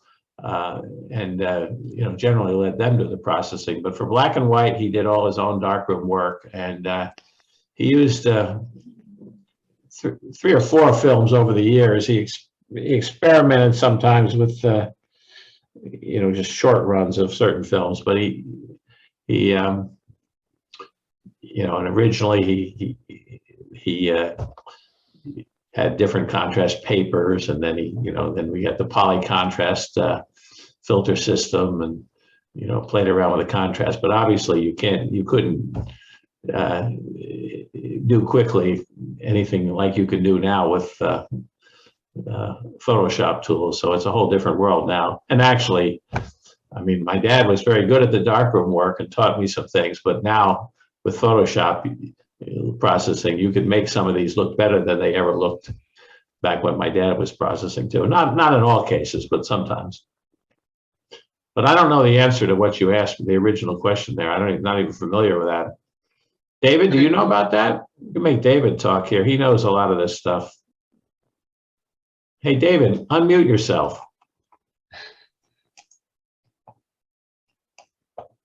I don't have a mic, I think. Well, you're talking. We hear you now. Well, okay. I'm learning something all the time. I don't know what developer he used. I know he developed the 4x5 images that I took very generously. He was a great help, as I made a comment. But I don't know what I actually have some information on that. I can't remember off the top of my head now, but I do have some notes and some information about the developers, but I'm not familiar with that term you used first, though. So I doubt if that's something he did. Okay. Gordon Roth, who's still with us, was a professional photographer and also a buddy of my dad's. He went to the Eastman School in Rochester, and he did a lot to help my dad sort out the differences of different films and the processing too. So, Alan, Gordon I know your dad used to get his hands right into the chemicals. No gloves or anything. Oh, that's true. That's the way he taught me to do it too. Right? Okay. I mean, I forget the different. DK50 was one of them, right? I can't remember. Familiar. That sounds familiar, but I don't remember the details. Too long ago. Too long ago. Yeah, it's been even for me, it's been 50 years since I've been in the darkroom for that, doing that kind of thing. So I don't remember now. Would it have been Dick Toll? Excuse me? We had one comment from Rich Wisniewski as a follow-up to that shot of the 2443 on the Susquehanna. He said, a Bob Collins shot of what appears to be the same train with the 2443 at Rock Road appears in the Carson Susquehanna book, page 40. In the caption, white flags are noted. Huh. So maybe in your dad's picture, it was either backlit or just a weird maybe angle. it was dirty flags. Yeah. Yeah, that doesn't surprise me that Bob was there for that. I mean, for things on the Erie, they were frequently together. And of course, Bob's stuff, I mean, I tried hard to keep my dad's stuff together. Bob's stuff, is out there in many different places. I mean, in some places, there's a lot of it together, but it basically got auctioned off when he passed away. You can find it in books like that, but it's hard to really find the negatives in some cases. But Bob was never, he didn't get to the large format, he didn't even go to 4x5. He was always taking the postcard size, at least that's what I call them, but the smaller negatives. Well, I think 616. Yeah. Size. But not postcard isn't right. But anyway, and so my dad, I mean, obviously I'm biased, but I mean, generally, all things being equal, my dad had a better shot at getting, the sharpest negative and the better depth of field than Bob did. But Bob was certainly prolific, and of course, as a railroad employee, he got to do a lot of traveling on his pass. So he, got out to the West and Midwest and all over the country. And also when he was traveling when he was in the Army, and he was stationed various places that became photographic opportunities too. So he's got much more geographical variety than my dad's collection did. We had a response from Richard's iPad to the question. He comments, DK50 was a great developer, just to ask because of the tonality, quality, the photographs are exquisite. Thank you. DK50, I don't know where that, again, I haven't thought of that for 50 years, but that popped in my head. I know that's one of the developers that we used. But I'm no expert at that. we used whatever my dad told me, and I know he was talking to Gordon Roth about it. And we've got a couple compliments here. There's a lot of them, so I'm not going to read all of them, but we have a comment from Owen Thorne. Very informative presentation on the era, the locomotives, and your family. Your dad is an inspiration and your dedication admirable. Thank you for creating and sharing this moving experience. Thank you. I appreciate that. With that, the floor is open if anyone wants to ask questions, as long as Alan wants to stay on and answer them. But I think we're done. Alan, thank you so much. The presentation was excellent.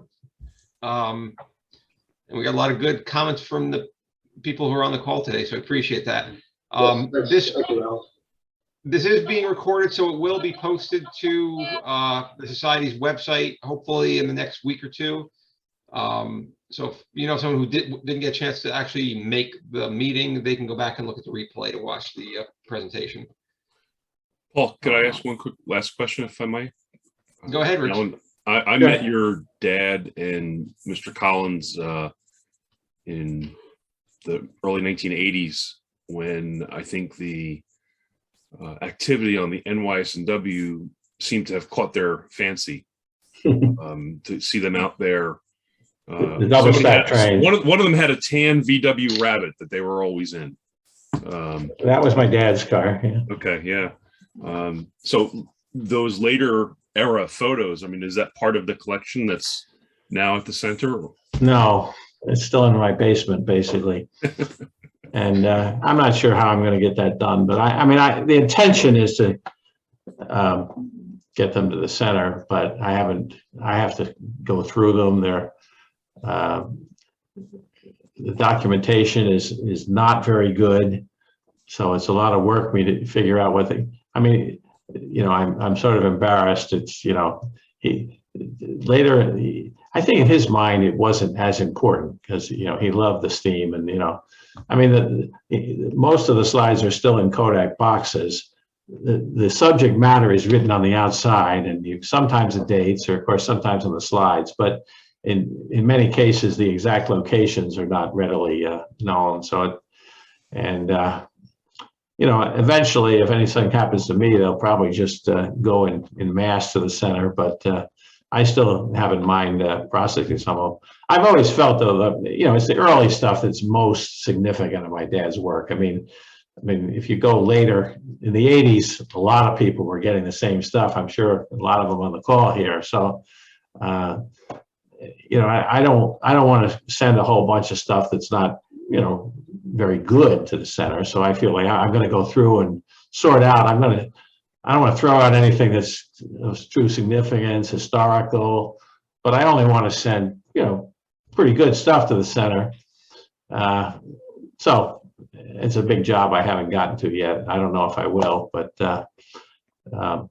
they don't have it yet. They have a small number of color slides that I got started with, but they're all the early. You asked about the 80s. I mean, I haven't gotten up to the I haven't gotten beyond the 60s with anything I've sent them so far. And it's probably not, I haven't finished the 60s. But, you know, I think my dad, I mean, he was always interested in railroads and operations. I mean, he didn't like diesels in general. I mean, when the diesels were new and novel, he would take the first ones that came around. But by the 1980s, he couldn't tell one kind of diesel from another. But he was still interested in trains. So as you said, when the double stacks, I mean, the old timers, their minds were blown by the double stacks heading up the Susquehanna, which just a few years before had been, you know, kind of weedy grass track. And suddenly these double stacks going up the hill through Midland Park there. So my dad would generally go up and with George Crum and Bob Collins, and they would gather down at Goffle Road. Almost every night there was a double stack train to see that. So they really liked that. And they would go out even and make an effort to chase double stacks. And of course, there were lots of excursions over the years. And, you know, we followed Reading Rambles and any kind of Ross Roland excursion and High Iron excursion and, you know, East Broad Top tourist trains. And, you know, the same thing lots of other people did in the 70s and 80s, and there was some good stuff, so I don't want to throw out the good stuff, but on the other hand, you know, a lot of other people have similar stuff, so it's not the same as the stuff from the early 40s that is generally, you know, more unique. Sure, totally understood.